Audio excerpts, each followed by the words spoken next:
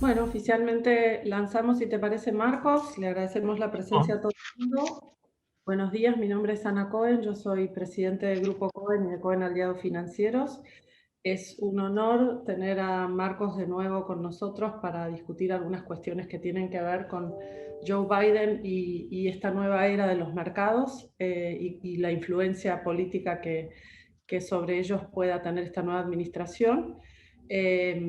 Marcos y yo venimos charlando, originalmente lo hicimos a días de la elección, 2 días creo que había pasado, o un día que había pasado, todavía estaban en duda los resultados finales, y entre ese momento y la inauguración hubo cuestiones de altísima turbulencia política en los Estados Unidos. Desde entonces, a 50 días de la inauguración de Joseph Biden, incluso ayer charlábamos de los puntos que vamos a tocar con ustedes, porque, bueno, nada, todavía están algunas sorpresas por descubrirse, pero finalmente lo que vemos es que ya hay algún grado de certidumbre respecto de algunas políticas de la Fed que vamos a estar analizando. ¿Y quién mejor que Marcos?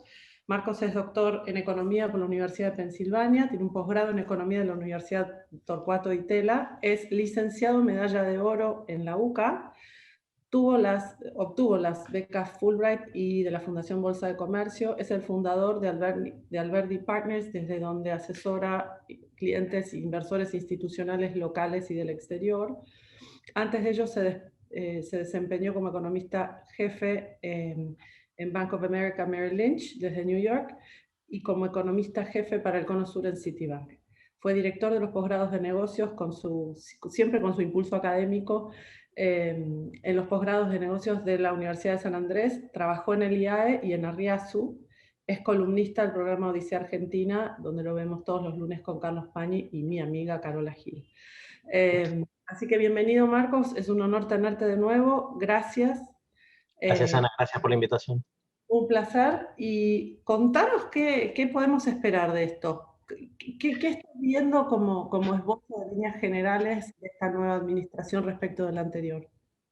Bueno, creo que lo que vemos es una administración bastante dentro de lo esperado de las líneas generales, vamos a poner así, en cuanto a la política económica. Me voy a concentrar en la política económica, ¿no? Vemos un intento a la vuelta al multilateralismo en muchas cuestiones, no solamente ahí la economía, sino también los temas climáticos, etcétera. Piensen, lo primero básicamente que hizo Biden, eh, una agenda, digamos, ligada a, no voy a decir la ecología, pero digamos sí a un Estados Unidos más consciente en cuanto a la energía y los recursos. Esto lo voy a mencionar un poquito después, pero la idea es que se viene un paquete de 2 trillones de dólares. Piensa en la economía de Estados Unidos, es básicamente de 20, 21 trillones, es decir, un paquete de 10% del PBI, y con el eslogan es Building Back Better, ¿no? O sea, más o menos yo lo traduciría como reconstruir mejor. Y todo esto va no solamente al tema de infraestructura, como lo entendemos siempre, de autopistas, etcétera, sino básicamente energías limpias y todo lo relacionado con la ecología. Eh, y yo te diría igual que si me preguntás, el debate económico y el impacto en los mercados hoy está por otro lado, viene por el paquete de estímulo. Y esto, si me permitís, le voy a mostrar algunas transparencias, porque es como un gran elefante este paquete de estímulo. No estamos hablando de un paquete de estímulo cualquiera, estamos hablando de un gran elefante, donde básicamente, déjenme mostrarles, voy a ir no en forma totalmente ordenada, pero simplemente para mostrar algunos números. Este es el paquete, estos son los paquetes, esto lo armé en base a distintas fuentes donde digamos, no hay mucha unanimidad, pero para hacer una idea, el paquete que está a punto de aprobarse, digamos, que ya pasó el Senado, ahora volvió a la Cámara de Representantes, es un paquete de 1,9 trillones de dólares. De nuevo, estamos hablando de casi un 10% del PBI, casi un 10% del PBI, y que viene después, esto es lo impresionante, ¿no? Viene después de un montón de paquetes del año pasado, es decir, no es que es un paquete solo viene después de 4 paquetes, el Family First, que fue lo primero que sacaron, el CARES, no sé si te acordás, Paycheck Protection, y después el último, que es de diciembre. Entonces, viene es un paquete muy grande, que viene en una economía, ahora les voy a mostrar que ya viene recuperando, y que principalmente yo diría que lo que se armó es una gran polémica. Entonces, ¿por qué una gran polémica? Porque economistas que típicamente son bastante pro estímulo, como Larry Summers, como Kenneth Rogoff, que Larry Summers fue secretario del Tesoro de Obama, Kenneth Rogoff fue economista jefe del Fondo Monetario, salieron básicamente, está Neil Ferguson también, historiador, etcétera, diciendo, ojo con esto, ¿no? Le recomiendo a los que les interese el debate entre Krugman y Larry Summers, que se puede ver en YouTube. La primera parte, sobre todo, es como una clase, yo diría, de distintas posturas sobre la macro, muy, muy interesante. Y este gráfico que está a la izquierda lo presentó Larry Summers, porque el argumento justamente es que el estímulo es muy grande con respecto al agujero. ¿A qué llamamos agujero? Bueno, los economistas tenemos esta entelequia que llamamos el output gap, que es básicamente cuánta capacidad ociosa hay en una economía, pensarlo así, ¿no? Entonces, si lo ven, en 2009, durante la gran recesión, el paquete, que en ese momento fue de menos de $1 trillón, era muy chico con respecto al output gap que había creado la gran recesión. El año pasado fue mucho más grande, ¿sí? Y este año es muchísimo más grande. Y esto está, este debate que yo les mencioné, estos economistas conocidos, pero que ha generado gran debate, es lo que básicamente me parece a mí que está moviendo los mercados. Así que si yo tuviera que pensar mis inversiones ahora, creo que todo hay que estructurarlo alrededor de qué va a pasar con este paquete y lo que venga después. Entonces, ahora voy a esto. Pero fíjate vos, sí, perdóname. Perdón, la disyuntiva de si este paquete es demasiado grande y te va a disparar una situación inflacionaria medio inmanejable. Claro, esa es la gran pregunta. Perdón, y ahora voy. Y eso que todavía no está el paquete de infraestructura, o sea, esto es sin el paquete de infraestructura, que obviamente los paquetes de infraestructura tardan en implementarse, etcétera, pero esa promesa está, viene.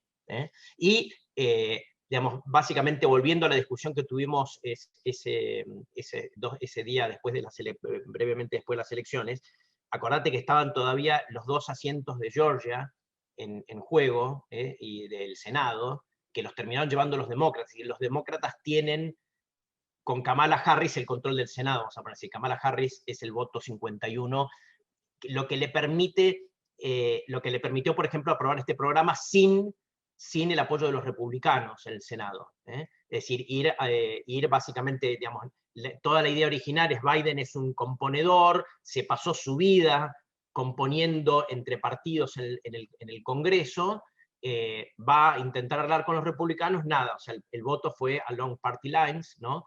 Y básicamente, entonces, los demócratas cuentan con una mayoría no para hacer otras cosas que, si te acordás, discutimos en noviembre, que el ala más radicalizada de los partidos demócratas quiere hacer, pero sí para avanzar con esta agenda económica, por lo menos por ahora. Y como vos bien dijiste, al final, para mí, le voy a dar ya... Sí, perdóname. Hablando de los paralelismos políticos ayer un ratito sobre la historia reciente argentina, acá pareciera que gradualismo en esta cuestión de estímulo no habría, ¿no?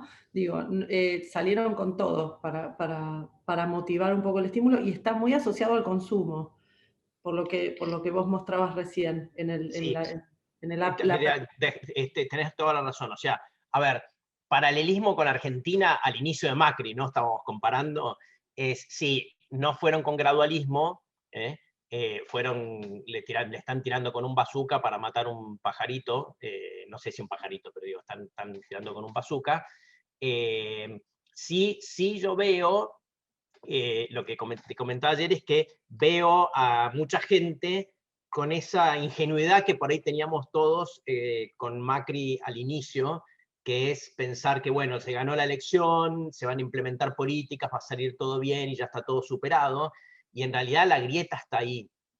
La grieta está ahí. No hay que olvidarse que la grieta está ahí, que tienen y que como voy a mostrar, si al final la inflación se dispara, que es la duda, básicamente, digamos, no la va a tener tan fácil Biden. Por más que él tiene una capacidad que Macri no tiene, justamente que tiene mayoría en el Congreso, y que, a diferencia de Macri, él imprime los dólares, ¿no? O sea, Macri no imprimía los dólares, tiene que salir al mercado. Pero, como vos decís, déjame volver al detalle de este plan, porque lo que critica Summers, por ejemplo, que de nuevo no estamos hablando de alguien de derecha, esto no es Milton Friedman, es básicamente, él dice, mira, acá las partes coloradas de esto, yo estoy de acuerdo, por ahí me estoy olvidando algunas de las que dijo, pero acá vos tenés todo lo que sea gasto en salud pública, está bien, acá está que está la compra de vacunas, está todo el gasto en infraestructura para poder reabrir las escuelas. Los gremios son muy duros en Estados Unidos, o sea, comparado con Europa, el tema de las escuelas ha sido mucho más difícil reabrir las escuelas en Estados Unidos que en Europa, por un tema de gremios muy duro, entonces todo en inversión para poder reabrir escuelas, y después lo que es unemployment insurance, es decir, todo lo que es seguro de desempleo, ¿no? Entonces eso le parece bien. Ahora bien, ¿qué partes le parece mal? Dice, bueno, básicamente es esta, acá le están dando un cheque de $1.400 a toda persona que gane menos de $120.000, que es un montón de gente. Le están regalando, o sea, no es que no hay means testing, como dicen allá, no es que no hay ningún control de a quién se le da, pero se le va a dar a un montón de gente plata que por ahí no la necesita. En un país que ya se le dieron cheques, y que para que te des una idea, el ahorro, la mayor parte de eso se ahorró. O sea, hay un incremento del ahorro en Estados Unidos en 2020 de $2 trillones. Entonces, no solamente critican esto, sino también que se le está dando plata a los estados y a ciudades, ¿sí? Y dicen, por ejemplo, le van a dar a estados que están en superávit. Esto fue una demanda básicamente de los demócratas, porque muchos de los estados demócratas tienen más problemas financieros que estados republicanos, te lo voy a poner así. Pero básicamente dicen, le vamos a dar plata a gente que no la necesita, en cierto sentido. Bueno, ¿qué van a hacer los estados? Algunos gastarán en infraestructura, otros básicamente se espera que lo que hagan es subir lo que llama sus rainy funds, es decir, rainy fund, la traducción sería como sus fondo anticíclico sería la traducción, ¿no? Entonces, hay todo un debate, después voy a volver a esto, porque hay todo un debate sobre justamente la respuesta de la inflación, como se está tratando básicamente, tiene que ver mucho con cuánto de esto se va a ahorrar y cuánto se va a gastar, y te voy a mostrar un poquito el debate con una transparencia en unos minutitos. Pero déjame entonces volver a la presentación no les voy a dar toda la resolución del problema, pero si yo tuviera que pensarlo, la inversión es así, después vamos a llenar esto, pero la idea es, ¿el plan de estímulo va a dar lugar a inflación o no? Y si va a dar lugar a inflación, ¿qué va a hacer la Fed? ¿Va a subir tasas? ¿No va a subir tasas? ¿O va a subir pero va a dejar correr inflación primero? Eso es un poco, me parece que lo que pase con los distintos activos financieros o cómo yo me posicionaría va a depender mucho del view que uno tome de esto. Y yo lo que le quiero presentar, digamos, voy a dar mi view obviamente, pero me parece, Ana, que acá justamente lo que estaría bueno es que entre los dos discutamos un poco las distintas razones para que haya inflación, digamos, los distintos argumentos que se dan o no para que haya inflación, y después que entre los dos vayamos viendo qué hacer en cada caso. Entonces voy a presentar eso. Entonces, el primer argumento, la primera diferencia entre los más preocupados por inflación y menos preocupados por inflación es lo que llaman los multiplicadores del consumo. ¿Qué significa? Que el multiplicador es qué impacto de la plata que te van a dar la vas a gastar y por lo tanto va a tener un impacto en el consumo y qué parte no. Entonces, los menos preocupados por inflación dicen los multiplicadores son muy bajos, esto se va a ahorrar todo, o gran parte. Entonces te dicen, el multiplicador promedio es 0,4, con lo cual en un impulso, bueno, acá no suma 1,9, pero más o menos 1,9 te da $700 billones de impacto total en el consumo, que es exactamente igual al output gap. Entonces no tenés problema. No vas a sobrecalentar la economía con este paquete, porque de eso un montón se va a ahorrar y no se va a gastar, y entonces básicamente estás bien. Ahora, los más preocupados te dicen, esto tiene un impacto de 3,6 trillones. ¿Sí? Y básicamente el intermedio, esto es un trabajo, no se ve acá la cita, es un trabajo de Rogov, si no me equivoco, la media de estas estimaciones te da un impulso de 10% del PBI. Fíjate vos, Goldman Sachs, hace poco, corrigió su proyección de crecimiento, está, me imagino, en el lado más cerca de la media que de la abajo, corrigió su proyección de crecimiento de este año al 7%, el consenso está cerca de 4,5%.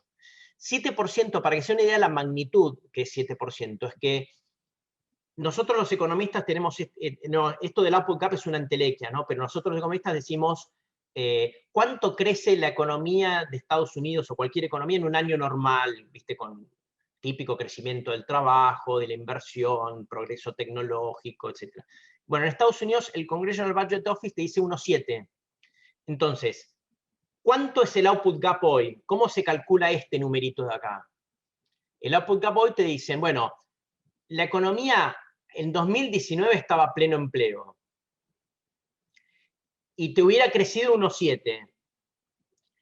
En vez de eso te cayó 2,5, terminó cayendo, ¿sí?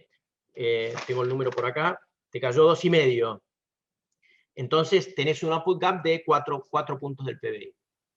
Algunos dicen es exagerado porque en realidad el potencial en un año como el anterior no hubiera sido 1,7, hubiera sido 1, pero más o menos tenés 4% de output gap. Y vas a crecer 7 este año según Goldman Sachs, es decir, te vas a ir, te das cuenta, te vas a ir 3 para el otro lado, vas a hacer un overheating. Vos lo que estás diciendo es, vamos a crecer van a crecer a casi tasas chinas, para recordar frases célebres, Claro. sin la capacidad ociosa disponible para hacerle lugar.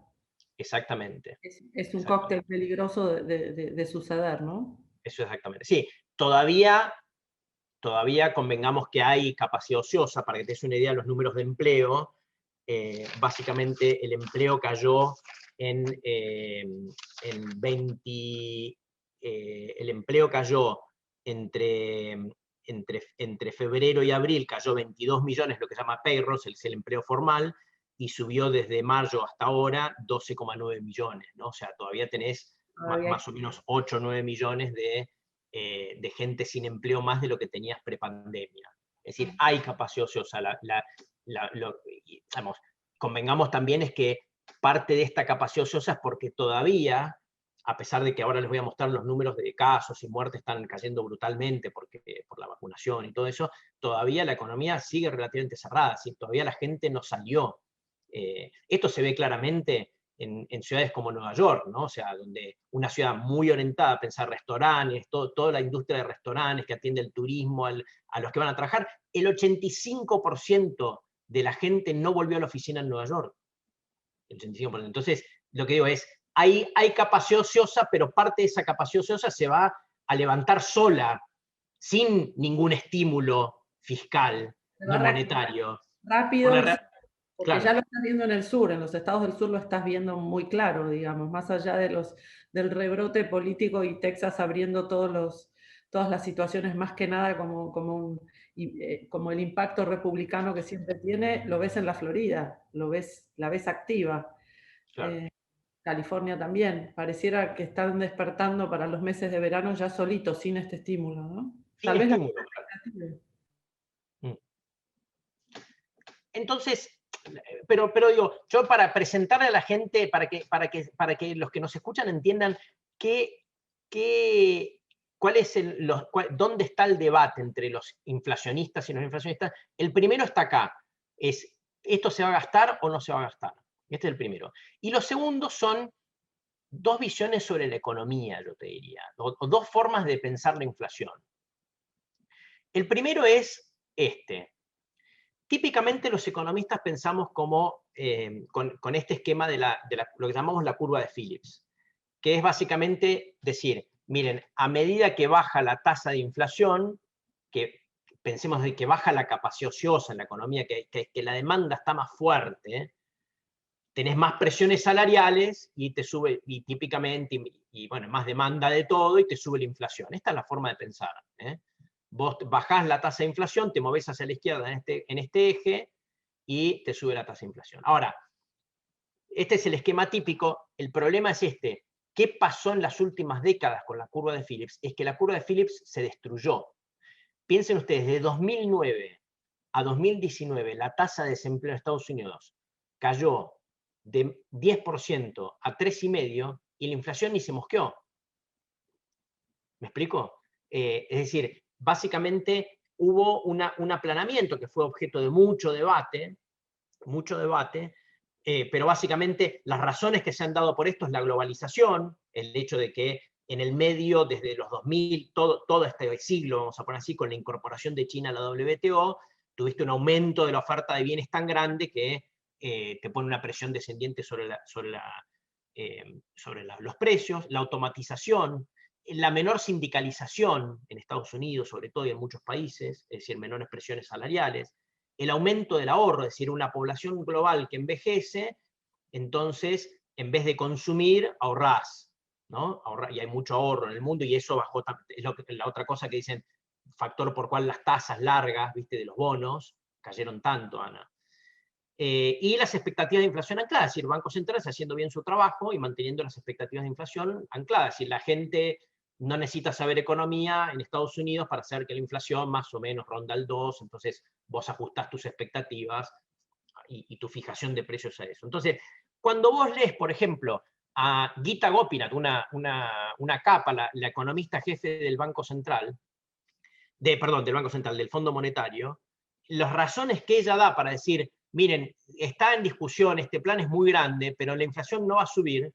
No va a subir, te dice, por estas razones, porque la globalización sigue operando y hay capacidad de ocioso en el mundo, por la automatización y porque las expectativas de inflación están ancladas, ¿no?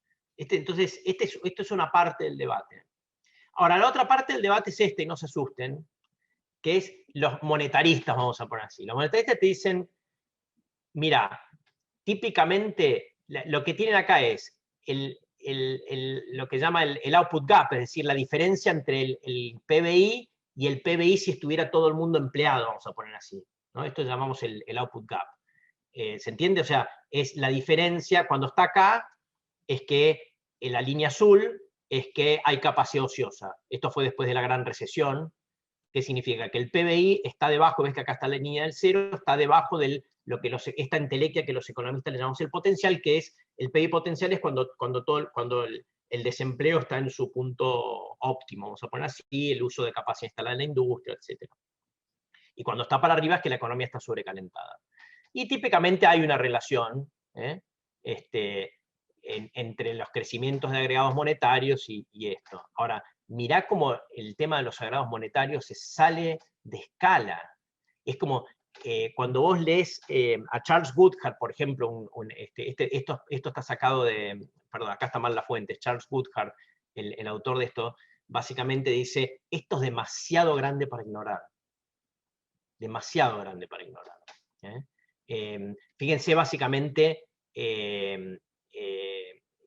digamos, esto no solamente ocurre en Estados Unidos, en Japón lo mismo, en el área del euro lo mismo, en Inglaterra lo mismo. Es decir, acá hay una expansión monetaria global, se viene otra expansión más ahora con la emisión de los derechos especiales de giro del Fondo Monetario, que es como si fuera una expansión monetaria global. Es decir, esto es demasiado grande. No es una pavada, digamos. A ver, hay un consenso global de evitar la recesión, cueste lo que cueste, incluso a riesgo de generar un proceso inflacionario en todos lados. Básicamente, te lo resumo. ¿No? Bueno, a ver, yo creo, palabras de Powell, digamos, de la propia gente de la Fed, yo creo que ellos están dispuestos a tener la inflación más alta que su objetivo. Los objetivos de los típicos bancos centrales de países desarrollados es 2%, pensarlo así. Están dispuestos a tener la inflación arriba de 2% con un tiempo. Voy a ir y volver para buscar un gráfico para mostrarles. A ver si lo pusimos. Básicamente argumentando, fíjense acá tenés la inflación año contra año de Estados Unidos, argumentando que la inflación estuvo por debajo, en promedio, del 2% durante mucho tiempo. ¿No ves? La línea azul está debajo del 2 la mayor parte del tiempo. Entonces, básicamente, sí, yo creo que hay hay una, hay una, hay una sensación de que los bancos centrales están dispuestos a tolerar algo más de inflación durante el tiempo. La pregunta es cuánto. O sea, la pregunta es, esto que los bancos centrales te van a dejar subir un poquito la inflación, supongamos al 3, pero te la van a tener ahí controlándotela. Ahí está el problema, justamente, porque fíjate vos lo que pasó en los 60, durante la primera parte de los 60, Kennedy y después Johnson mantuvieron políticas muy expansivas, y la inflación no se movía casi, muy poquitito acá, a lo largo de la Phillips Curve. Y de repente, fin de los 60, principio de los 70, la inflación de Estados Unidos y en el mundo se voló, es como que la curva de Phillips se corrió. A un misma tasa de desempleo empezaste a tener tasa de inflación mucho más alta, se corrió para arriba. Acá está la tasa de desempleo, vos al principio recorrías puntos acá, bajabas la tasa de desempleo con Kennedy, te subía la inflación, pero poquitito, ¿no? Era inclusive un poquito más plana que esta la curva de Phillips. Ahora, de repente, te quedaste con la misma tasa de desempleo, pero con tasa de inflación mayor en los fines de los 60 y principios de los 70. ¿Y eso por qué? Se te desanclaron las expectativas de inflación. Entonces acá la pregunta es, ¿van a poder controlar eso o no? ¿Van a poder hacerlo? ¿Van a poder mantener la independencia para controlar la inflación o no? Y esta es la gran pregunta. ¿Qué poder de fuego tienen para dominarla y qué hacemos si no la dominan? Claro, ahí yo te diría que esa es la gran pregunta. Esa es la gran pregunta. La gran pregunta es justamente esto, es decir, van a tener la capacidad, digamos, la visión técnica y también obviamente la capacidad política, yo creo que es el punto fundamental para manejar esto, ¿no? Yo dudo, ahora ya empiezo a dar mi visión, hasta ahora te di, viste, como si fueran las dos campanas. Yo dudo. ¿Qué pensás vos? Claro, ¿qué pienso yo? A ver, yo creo que al final vamos a terminar un proceso de mayor inflación. Pero creo, cuando uno mira la historia, que estas cosas no se dan de una, generalmente, ¿viste? No es que el año que viene va a haber 5% de inflación en Estados Unidos, o 6. No, me parece que estas cosas van con tiempo, pero que hay varios factores que te dicen, yo sospecharía que vamos a terminar con mayor inflación. Y voy a explicarlo por partes. Lo primero es que todo este proceso coincide con un par de procesos más, que es que esto de la globalización y esto, digamos, voy a llamar más que la automatización, la baja capacidad del sector trabajador para imponer salarios, están llegando a su fin. La globalización es, acordémonos que, digamos, bueno, obviamente Biden, su idea es ir con un approach mucho más multilateral a tratar el problema de China, pero el problema no desapareció. No es que Biden te está diciendo, las relaciones con China comerciales vuelven a foja cero como si Trump no hubiera existido. No está diciendo eso. De hecho, están hablando de un Buy America, ¿viste? Una especie de compra argentino, o sea, el compre americano. Es decir, a mí me parece que la globalización después... Perdón, hay algunas noticias recientes de que, por ejemplo, General Motors abre plantas en Ohio. Digo, empieza probablemente en parte de los estímulos que vayan habiendo es de nacionalizar de nuevo la producción acá y que el consumo sea más interno. Estoy de acuerdo. Lo ves en las noticias. Y esto yo creo que ahora están no entretenidos, están distraídos, están focalizados en sacar el paquete de estímulo, pero me imagino que después vamos a ver mayor actividad de la administración de Biden en el tema de comercio. Y lo otro es, yo ahí le puse automatización, pero básicamente la combinación de la automatización con la no suba de salarios mínimos en Estados Unidos por mucho tiempo, o subas muy bajas, más la dessindicalización, básicamente hizo caer bastante los salarios. Y esto está en la agenda. O sea, están tratando la suba del salario mínimo muy grande en Estados Unidos. de nuevo, estamos hablando de subas muy grandes para ignorar. Estamos hablando de mayor poder a los sindicatos. Es decir, acá algunos de estos factores, yo creo que el del aumento del ahorro no lo sé. Viste, hay gente que dice que cuando, mirando los 20, ¿no? ¿Viste? Acuérdate, la última pandemia que tuvimos fue la fiebre, la gripe española, que fue 18, de 1918 a 1919. Después vinieron los Roaring Twenties, mucha gente dice que después de las pandemias vienen grandes periodos de gasto, ¿no? La gente sale a gastar y a viajar y todo lo que pueda. No sé, los factores demográficos siguen estando ahí, es decir, es una población que envejece. Veremos cómo se comporta la gente si después de la pandemia sigue ahorrando y dice, uy, entré a la pandemia con muy poco ahorro, para la próxima quiero estar preparado y sigue ahorrando, o dice, no, life is short, let's spend it away, ¿no? O sea, entonces... Lo que me provoca como el círculo, y te repregunto de otra manera, con las tasas relativamente bajas, ¿el impulso no es a consumir? Digo, acá en la Florida, donde estoy momentáneamente por trabajo, hay cola en Dior y en Hermès. No sé si eso es señal de nada porque la muestra es diminuta, pero digo, con estas tasas...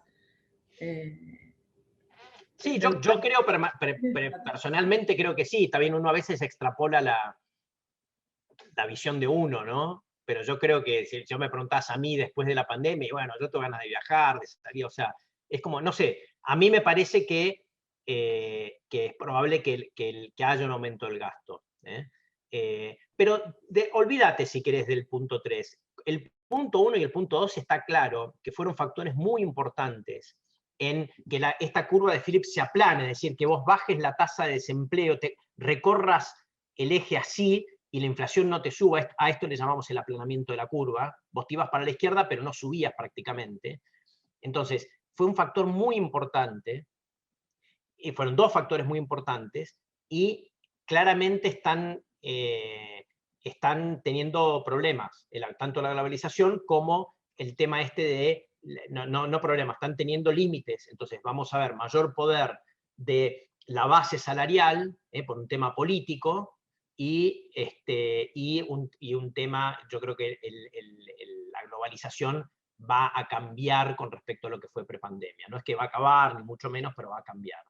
Entonces, y perdón, mismo si no cambiase, acordémonos que lo que pasó desde en las primeras 2 décadas de este siglo es la incorporación de literalmente cientos de millones de trabajadores muy baratos de China y de partes de Asia, Vietnam, etc. Y ese proceso mismo, sin que nada más haya pasado, llega a un punto que tiene un límite, porque esa gente ya pasa a ganar más. Es decir, ya no es tan barato, no te pueden exportar salarios baratos porque ya los salarios no son baratos. Entonces, bueno, entonces esas son, te diría, la primera razón básicamente por la que yo creo que vamos a ver más inflación. Vamos a ver más inflación.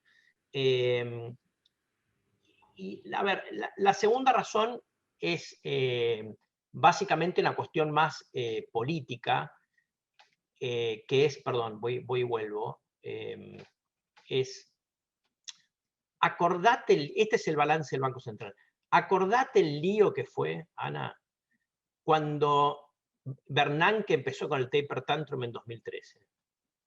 El lío que se armó en los mercados. Simplemente, mirá, no es que el tipo bajó la cantidad de dinero, el balance, lo dejó de subir y se armó tremendo lío en los mercados. Y ahora el balance es 50% más de lo que era en ese momento. Entonces, arriar el barrilete en política monetaria siempre es un lío. Y este es el argumento, este es uno de los argumentos principales que le hacía Larry Summers a Krugman. Krugman era, por supuesto, el más dovish, el más prostímulo.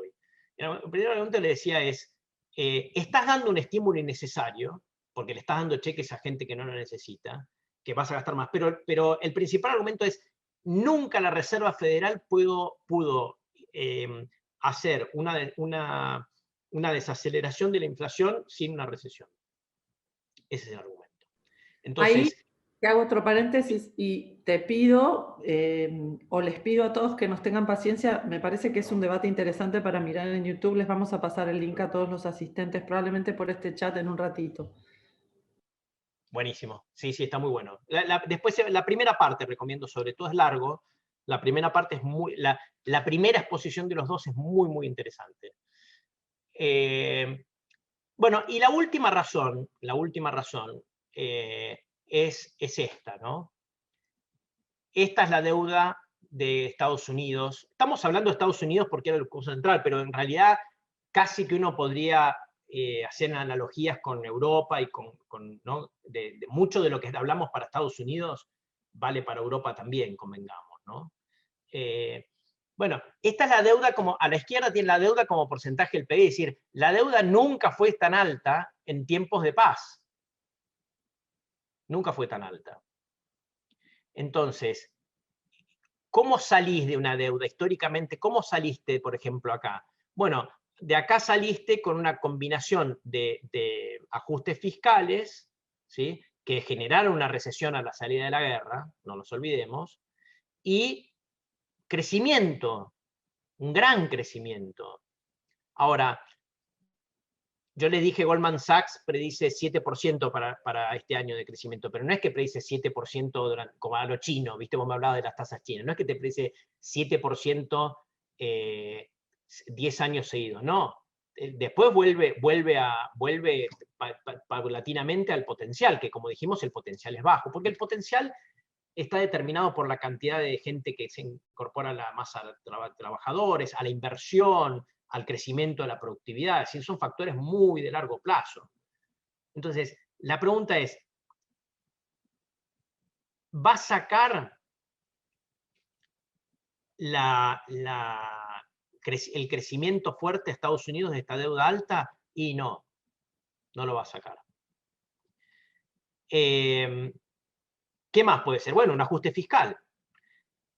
¿Tiene capacidad Biden de hacer un ajuste fiscal? Yo creo, Ana, por lo que estuvimos hablando ayer, y me da la impresión de que como digo, expandir es fácil, ¿viste? Pero después implementar un ajuste fiscal, siendo tu base además, tu partido, digamos, que está reclamando, digamos, mucho más ayuda a la gente de menores recursos, etcétera, etcétera.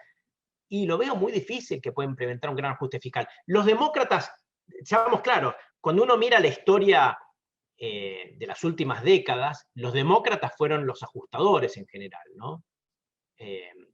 Los ajustadores fiscales, y el que expandió fue, no sé, Reagan, ¿no? Bueno, después se empezó a contraer Bush padre, ¿sí? Él sí fue ajustador, y después terminó de ajustar Clinton la situación fiscal de Estados Unidos. Pero en general han sido pero yo creo que ahora es otro partido demócrata, tiene una base de izquierda, una base de izquierda mucho más fuerte. Pensá a Bernie Sanders, a Anastasio Ocasio, básicamente tiene una base, veo muy difícil que pueda implementar. Entonces, cuando eso decimos, bueno, ¿qué más te puede sacar de esta deuda alta? Y bueno, inflación. Emisión, emisión, emisión. O emisión, emisión, emisión. O sea, la otra salida es la salida japonesa, ¿no? Japón tiene una deuda mucho más alta, pero como ahorran tanto los japoneses, tiene una población también que envejece mucho y son muy ahorrativos, en realidad Japón ahorra mucho más de lo que emiten de deuda. Japón, de hecho, tiene un superávit en cuenta corriente, que significa que el país como un todo ahorra con respecto al resto del mundo, ¿no? Entonces, Estados Unidos no tengo números acá, pero Estados Unidos el déficit de cuenta corriente es alto y va a explotar este año. Porque me parece que hay una diferencia ahí, Ana, que es lo que vos me mencionabas con tu ejemplo de Florida, que es, y los gringos gastan más, ¿viste? Son más gastadores. Entonces, cuando yo miro todo esto, no mira la historia de cómo se salió de deudas tan altas en Estados Unidos, digo, no veo ninguno de los factores que le permita salir ahí. Y entonces me parece a mí que vamos a terminar con una inflación más alta, es decir, el plan de estímulo va a dar inflación, sí, yo creo que el plan de estímulo es muy grande y va a terminar entre eso y que la gente cuando simplemente por la salida de la cuarentena va a gastarse parte de lo que ahorró durante la cuarentena, sin necesidad del estímulo adicional. Además le están dando $1.400 más por cabeza, y lo va a empezar a gastar, y eso va a hacer empezar a subir la inflación. Perdón, voy a abrir un paréntesis, que la inflación por ahora está baja, pero vos ves, por ahora ven que está baja la inflación, o sea, estamos discutiendo un tema potencial, pero vos ves algunos signos, los commodities subiendo, petróleo subiendo, esto se va a empezar a trasladar al consumidor en Estados Unidos en breve. Fíjense lo que está pasando en el mercado de container, o sea, hay una diferencia entre demanda y oferta en el mundo de bienes y de transporte que hace que el precio de los containers se haya multiplicado por 7 en las últimas semanas. Y esto está impactando, hay un artículo creo que en el Financial Times de ayer, en el artículo se refirió a Europa, en los precios finales de cosas como heladeras, etcétera, porque el costo de transporte, que siempre fue muy bajo, digamos, por la eficiencia de las cadenas de logística globales, hoy no.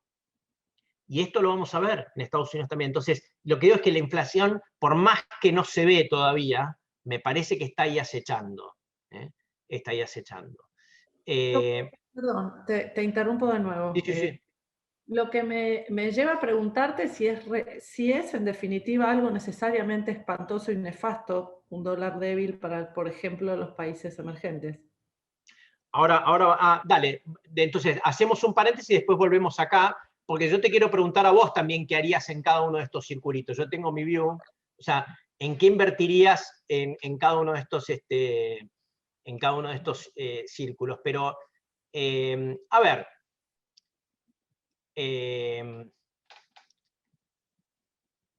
la parte buena y la parte mala. Vamos a ver, déjame empezar por la parte buena para emergente. Los commodities están volando. La correlación, en este gráfico de la derecha me gusta mucho a mí, porque es el dólar ajustado por inflación y medido contra todas las monedas con las que comercia Estados Unidos. Es lo que los economistas llamamos, escucharán acá en Argentina, el tipo de cambio real multilateral. Ir para arriba implica depreciarse, ir para abajo apreciarse. Fíjense, típicamente cuando se aprecia mucho la Argentina entra problemas, ¿no? O sea, acá estamos atados al dólar y la gran crisis, bueno, acá. Ahora, y los commodities. Fíjense, la correlación es muy alta. Entonces, bueno, básicamente, fíjate, como el dólar se estuvo depreciando y los commodities estuvieron subiendo, ¿no? Acá lo ves. Bueno, Chile, Perú muy bendecidos por esto, el cobre volando. El petróleo empezó tarde, pero ahora levantó carrera, estamos con el petróleo cerca de 70. Los commodities agrícolas son más, fíjate, tienen fluctuaciones menores, pero están todos al alza. La Argentina tiene al final 50% de suba en los precios de sus exportaciones principales en los últimos, desde agosto hasta ahora. Entonces, esta es la parte buena. Y yo te diría, adicionalmente, para los que están mirando Brasil, por ejemplo, ahora les voy a mostrar, es que a diferencia de lo que pasó hace unos años, es que las monedas están baratas. Acá tenés el desvío del tipo de cambio real, ahora voy a explicar bien, pero del tipo de cambio real de cada una de las monedas de Latinoamérica con respecto a su media histórica, desde el año, creo que 94 es. Entonces, ¿qué significa estar arriba? Es que la moneda está más débil del promedio histórico. Esto está ajustado por inflación. Y estos son datos mensuales, con lo cual no tienen la última depreciación del real, por ejemplo, viste que en las últimas semanas se estuvieron depreciando. Es decir, esto toma hasta enero, es el dato hasta enero. Son datos del BIS que salen mensuales con medio mes de atraso, ¿no? Entonces no está febrero todavía. Bueno, fíjate, mirá el real, muy depreciado, muy depreciado.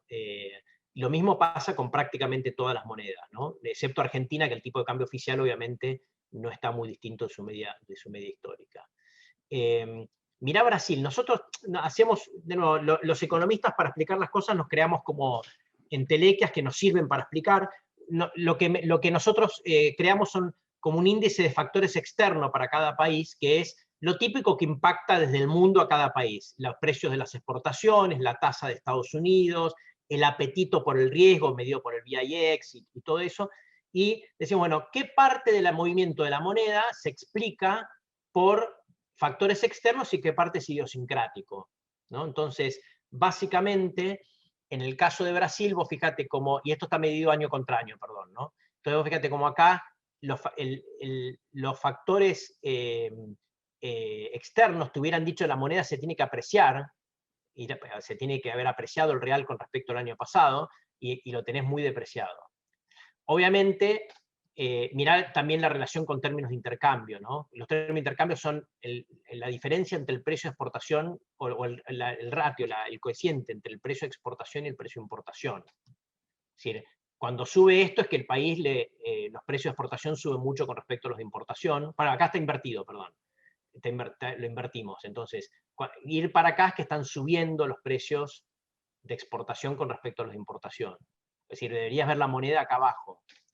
Bueno, obviamente, para meterte en Brasil tenés que tener un bio adicional sobre los factores idiosincráticos, ¿no? Todo este tema de Lula, Lula ayuda, Lula no ayuda, etc.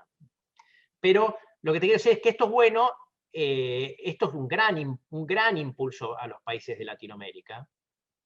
Al final, de nuevo, los commodities están subiendo y somos exportadores de commodities. A ver, si vos pensás, te lo voy a poner así, Ana, si vos pensaras que lo que viene es un crecimiento global fuerte, pero sin inflación, es decir, que suben los commodities, pero que no se desmadra el mundo, y Latinoamérica, invertir en Latinoamérica está muy bueno. Con la volatilidad del caso, ¿no? Pero obvio, sí. Obvio. Tenés que tener views siempre adicionalmente sobre la idiosincrasia, ¿no? No sé, si vas a meterte en Chile, sobre qué va a pasar con la Convención Constituyente, en Colombia, con el tema del paquete fiscal, en Brasil, el tema de Lula, qué va a pasar con Lula, así, en todo se cuece nada más en todos lados. Sí, sí. Y justo porque tengo dolor físico personal con este tema, los sustos de Petrobras y Bolsonaro recientes, digamos, algunos berrinches políticos ahí que también impactan todos los días, ¿no? Sí, sí, toda la disputa todo el tema del techo fiscal, es decir, para meterse hay que tener un view sobre, de nuevo, todo el tema, más genéricamente te lo voy a poner es, ¿Bolsonaro mantiene el curso de racionalidad económica y fiscal o lo tira por la borda? Ese es lo primero, tenés que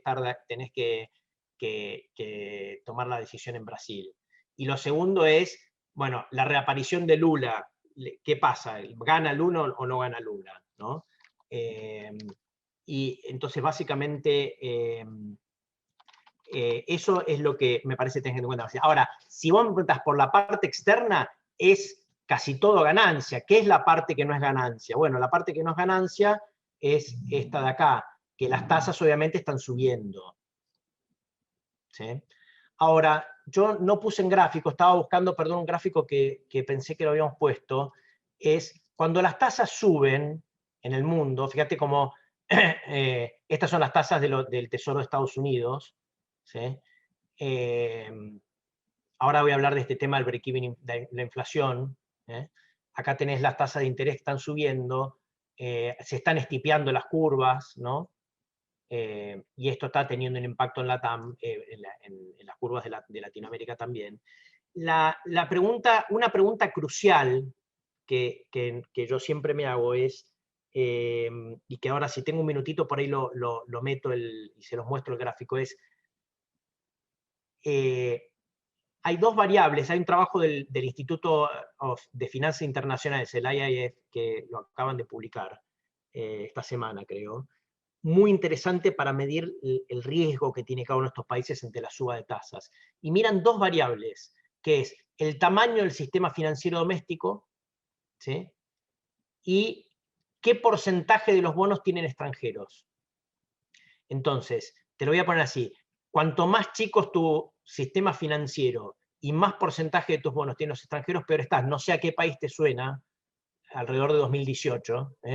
Nunca nos dio la falta de profundidad en el mercado local, jamás. No sé Claro. por qué decís eso. No agrega nada. Entonces, entonces básicamente, perdón, estoy viendo a ver si logro que me manden el gráfico ese, pero básicamente yo te diría que, entonces son dos variables muy importantes, porque cuanto más grande es el sistema financiero, te voy a decir así, en Chile, por más que ahora las AFP están castigadísimas, pero vos básicamente tiene pocos bonos en manos de extranjeros y tiene un sistema financiero gigante. Entonces, cuando viene la mala y el extranjero se quiere ir, como le pasó a Argentina en 2018, primero que el extranjero no te hace tanto ruido porque es chico dentro del portafolio total de bonos, y segundo que tenés alguien que te pueda comprar esos bonos, ¿no? Entonces, ¿a qué voy con esto? Brasil en ese sentido está en un buen spot.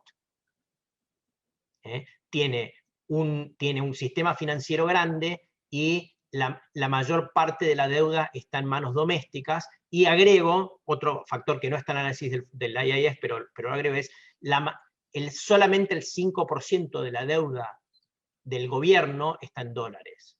El gobierno de Brasil está long dólares. Cuando vos consolidás el Banco Central y el gobierno, tiene un montón de reservas y tiene poca deuda en dólares. Cuando vos consolidás todo el balance del gobierno más el Banco Central de Brasil, ellos con una depreciación del real se benefician, que es muy distinto a lo que le pasaba a Argentina, ¿te das cuenta? ¿Entendés? Entonces, sí. ¿Te puedo cortar y ser antipática y volver a ese panorama que habíamos pensado de qué compraríamos y de qué saldríamos con las distintas alternativas? Porque hay como preguntas que estoy leyendo que ya, además se nos pasa el tiempo y tengo miedo de que la gente se tenga que ir. Pero Dale. este gráfico, ¿qué compramos? ¿Qué vendemos? ¿En qué no entramos ni locos de acuerdo a cada escenario? Y las probabilidades que vos le ves. Bueno, déjame primero mostrarte, esto está copiado del libro de Jeremy Siegel, el Stocks for the Long Run. No sé si lo conoces el libro, es un profesor de Wharton. Es como, siempre fue un bull del mercado accionario, ¿no? En Estados Unidos. Y él tiene este gráfico, está viejo, yo tengo la versión de cuando yo estudiaba ya, que debe ser del año, no sé, 98, 99, pero no importa. Vale lo mismo, justamente creo que es muy, muy válido de todas maneras, porque ¿qué pasa cuando sube la inflación? Y él te pone dos análisis. Uno es cuando en un periodo de un año y en un largo periodo. Después te hace intermedios también. Lo que te quiero decir es, en el corto plazo, cuando sube la inflación mucho, ¿sí? Fíjate acá, fíjense, está hecho con datos de 1871 a 1996, ¿no? Cuando sube la inflación, a medida que te mueves a la derecha, sube la inflación. Cuando sube mucho la inflación no te salva nada. De corto plazo ni las acciones te salvan. ¿Por qué no te salvan? Entre otras cosas porque vos sabés que cuando sube la inflación tenés la probabilidad, por lo menos, de que la Fed reaccione. Entre otras razones. Pero vas a estar mucho menos mal, de todas maneras, con acciones que con bonos. Entonces es un no-brainer, vamos a equities. El no-brainer es ir a equities, pero claro, de largo plazo, inclusive, en el largo plazo, obviamente, en todo este periodo ganaste con acciones, ¿sí? Y dentro de los bonos te recomienda estar en bonos de corto plazo, porque en bonos de corto plazo vos podés, si sube la inflación va a terminar subiendo la tasa, entonces vos vas refinanciando tu activo. Lo peor que podés estar, vamos a poner así, es bonos de tasa fija. Acortar maturity y variabilizar los yields. Claro. Entonces, yo tengo mi view, digamos, muy, muy básico, ¿no? Lo que voy a decir, pero me parece a mí que en los distintos acciones, en los distintos escenarios, obviamente siempre hay un tema de timing. Los economistas tenemos esta tendencia, este defecto, yo diría, que es que damos nuestra conclusión del escenario económico como si todo se fuera a dar instantáneamente. Y muchas veces, la mayor parte de las veces, esto no es así. Vamos a pasar por estadios, ¿no? Entonces, muchas veces, probablemente lo que pase, voy a la conclusión, es que sí terminemos con inflación, pero que lleve un tiempo. Entonces, inicialmente estés acá abajo y de repente sube la inflación, pero la Fed primero no reacciona.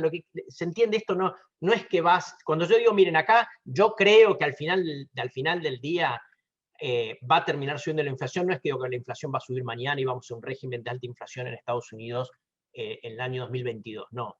Eso quede claro. Es más, la historia muestra que la inflación sube en escaloncitos, ¿no?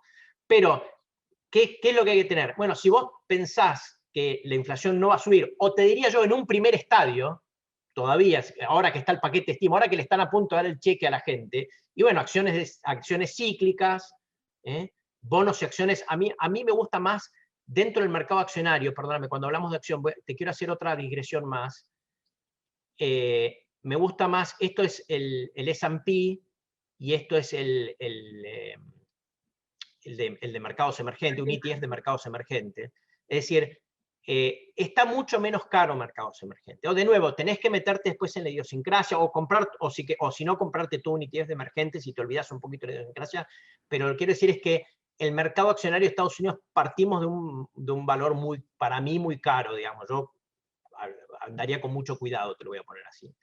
Pero bueno, si vos pensás que la fiesta continúa porque viene el estimulazo y no te sube la inflación, y bueno, metele acciones cíclicas, ¿no? Bonos de largo plazo, todavía, digamos, vas al revés, te diría, andate a lo más riesgoso, lo que más hagas yield pickup, ¿no?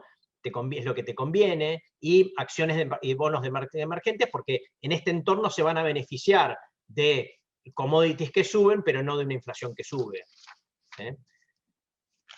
Ahora, si pensás que la Fed, viene la inflación y la Fed no reacciona, entonces el cash que tengas, lo que querés tener en cash, tenelo en tips de corto plazo. Hay ETFs de tips de corto plazo, que entonces te abstraes de los movimientos de tasa. Sí. Hago un paréntesis para Dale. aquellos que no estén familiarizados con el concepto. Los TIPS son los Treasury Inflation Protected Securities, que son básicamente emisiones de tesoro americano con un ajuste de su tasa que está atado a la inflación. Los famosos SER, pero de ellos. Sin posibilidad que te lo truchen, digamos. Claro, sí, no, bueno. Sin el riesgo de truchen. Con algo más de transparencia. Sí, sí. De hecho, de corto plazo... Sí, perdón. Sí, no, dale, seguí. No, dale. Después bueno, te traigo. Dale. De corto plazo, fíjate que lo que se llama el break-even de inflación. El break-even de inflación es la diferencia, la tasa implícita justamente entre los bonos estos TIPS y los bonos de tasa fija. Porque la diferencia es la expectativa de inflación. La diferencia entre la tasa de los bonos que no están ajustados a inflación, ajustados a inflación es la expectativa de inflación. Fíjate vos cómo voló la expectativa de inflación, ¿no? O sea, los que estuvieron en TIPS estas últimas semanas les fue muy bien. Bueno, entonces los tips, acciones, yo, de nuevo, muy selectivo, sabiendo que no te va a proteger de corto plazo, sabiendo que no te va a proteger, y sabiendo que si entras al mercado americano entras caro, y commodities y proxies de commodities. Y bueno, no sé, yo creo que si pensás que la Reserva Federal va a actuar y va a hacer la gran suba de tasas, me parece que hay que estar, como un amigo tiene esta expresión, cash y canned food, ¿no? Latas de conserva, ¿no? Las catastrofistas de este planeta. Claro. Sí. La clave pareciera estar en instrumentos lo más líquidos posibles hasta que el curso de acción esté más claro. Acciones cíclicas aparentemente serían, a ver, esto es mi recomendación, más allá de lo que Marcos piense, esto es mío a nivel personal, para aquellas preguntas que estoy viendo. Hay una pregunta que dice, bueno, entonces piloto automático, compramos el ETF del Dow Jones y del Nasdaq y lo cerramos.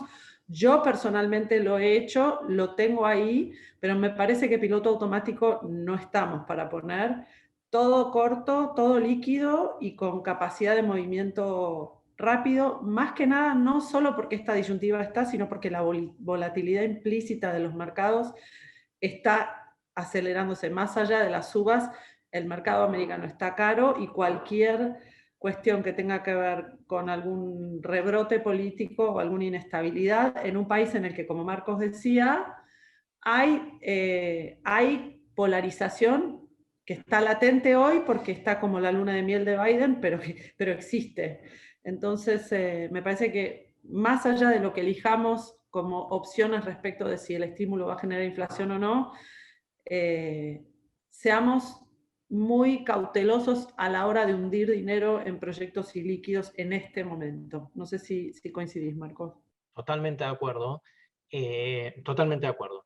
Te diría, hay mucha gente recomendando real estate. El real estate está volando en Estados Unidos. Yo creo que está bueno, pero en ese sentido estoy un poco con vos. Yo prefiero porque al final lo que vos comprás con real estate es decir, quiero activos reales. Piensen, nosotros que los argentinos tenemos esa reacción ante la inflación. ¿Qué pasa cuando sube la inflación? Y vas, te compras el auto, te compras el electrodoméstico. Es decir, lo mismo está ocurriendo allá, pero a nivel casas. Yo igual coincido con vos, que dada la incertidumbre de todo el coso, yo prefiero, inclusive, si querés comprar real estate, si querés acceder a activos reales, comprate un ETF de real estate, que te da más margen de maniobra que andar comprándote 20 departamentos, no sé, esa es mi visión, digamos, ¿no? Entrar y salir lo más rápido posible y flexibilidad en las rodillas para cuando uno viene bajando con los bumps del esquí poder tener control. No voy a atosigarte con esta pregunta a vos puntualmente, porque me parece que te estoy comprometiendo a una cuestión que en realidad nadie creo que tenga las cosas muy claras, pero tenemos muchas preguntas respecto de criptomonedas, cuánto asignar de esto, digamos, de los patrimonios personales. Yo personalmente tengo mi posición y es que esto tiene que ser una prueba para jugar como nos va, para aquella porción del patrimonio que no nos duela, o que nos duela menos tener un índice acelerado de volatilidad, básicamente porque hay todavía un montón de preguntas. Yo creo que aquellos que están pensando en el futuro no pueden no estar, pero me parece que tenemos todavía el riesgo de que esto sea como igual que el real estate, una burbuja que todavía no está determinada. De largo plazo me parece bien, inyectar algo mínimo de patrimonio personal ahí y dejarlo correr no me parece mal, pero no te quiero, si te animas a una opinión, te la pido, si no, me callo la boca. Dale, sí. Hago la aclaración que no soy un experto, ¿no? Entonces, que no termino he leído bastante, me he tomado el trabajo de leer y tratar de entender, pero no la entiendo demasiado, pero yo pongo las criptomonedas como en el mismo bucket, en el mismo cajón que el oro en cierto sentido, pero como un activo escaso, pero que en este caso está hiper tradeado y hiper especulativo y tiene mucho fondo especulativo entrando y saliendo. Entonces, ¿cómo lo veo esto? Bueno, si vos, mientras el estímulo te funciona y las tasas están bajas y no se genera inflación en el mundo y una reacción de la Fed, probablemente ande bien las criptomonedas, ¿no? Como probablemente ande bien el oro. Mientras la inflación sube también. Ahora, el día, if and when, como dicen en inglés, la Reserva Federal o los bancos centrales empiezan a arreglar el barrilete, yo no estaría ni a 2 kilómetros de distancia. Porque lo veo de nuevo como un activo así a estilo oro, pero hiper recargado, ¿viste? Hiper con un beta de 5 con respecto al oro. Te hace acordar un poco al Gold Rush History de California y da un poco de vértigo. Capaz que somos una generación distinta. Me parece que sí, como decía, de nuevo, coincido con vos.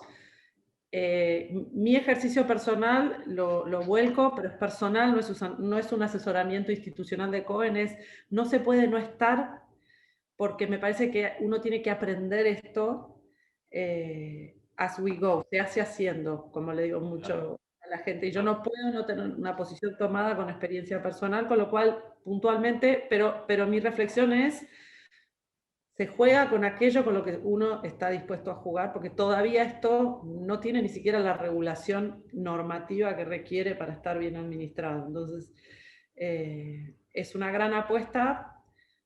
Nada, como respuesta a todas las preguntas de cripto. Y de aquellas, nos preguntan incluso cuál de las criptomonedas vemos como adecuadas. No tengo ni idea. No nos vamos a aventurar en eso. Hay una alternativa a esto que mi amigo Claudio Sucho, SuchoWiki, siempre propone, que es, si le tenés miedo a entrarle a las cripto, fíjate qué pasa con las acciones de compañías que explotan blockchain. esa por ahí es una buena alternativa a hacerlo. Debe haber algún ETF, yo se los busco y después si hace falta lo miramos. Entonces, bueno, en definitiva, no quiero extenderlo mucho más, ya nos pasamos de las 11. No sé, Marcos, si tenés alguna reflexión para cerrar. No, no, me parece que vienen tiempos muy, muy interesantes. Yo creo, como dije, que al final esto hay que mirarlo en etapas, ¿no? Como que me parece que estamos corriendo la primera etapa y es una etapa de estímulo, pero no hay que, como vos bien dijiste, no hay que subestimar los riesgos de todo lo que está pasando. Es como demasiada plata tirada, demasiada volatilidad en los mercados como para estar en piloto automático, como preguntaba alguien ahí. Estoy de acuerdo y como instrumentos para mitigar la volatilidad, mi asesoramiento siempre a los clientes con los que hablo es poco cherry picking, nadie tiene la certeza, más índices y fondos que otra cosa. Si queremos entrar en bonos, por ejemplo, que sea de la mano de un fondo que tenga flexibilidad y actividad diaria para poder moverse como quiere, digamos, si por ahí vamos. Si vamos a comprar tips, que sea el ETF de tips para poder entrar y salir rápido. Así que nada, los dejo como es con ese corolario. Le agradezco muchísimo a Marcos, un honor haberte tenido. Gracias por la Gracias, muchas paciencia gracias. de mis interrupciones. A veces digo que tengo el rango de atención de la pescadita Dory, pero bueno, me parecía interesante también explorar el tema de inversiones porque sé que vos las tenés clarísimo. Así que muchas gracias a todos los asistentes. Gracias, Marcos. Nos encontramos. Gracias, Ana, gracias a todos. Hasta luego. Chau, chau.